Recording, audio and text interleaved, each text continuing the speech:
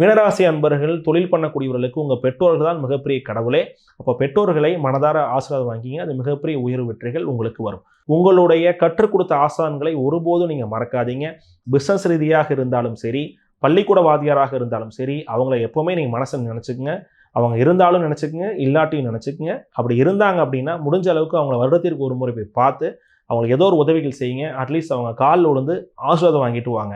அது மட்டும் இல்லாமல் உங்களுடைய ஆஃபீஸ் ரூமை ரொம்ப நீட் அண்ட் க்ளீனாகவும் ஒரு எல்லோ கலர் பேஸில் அல்லது ஒரு ஒயிட் கலர் பேஸில் நீங்கள் அந்த ஆஃபீஸ் ரூம் வச்சுக்கோங்க.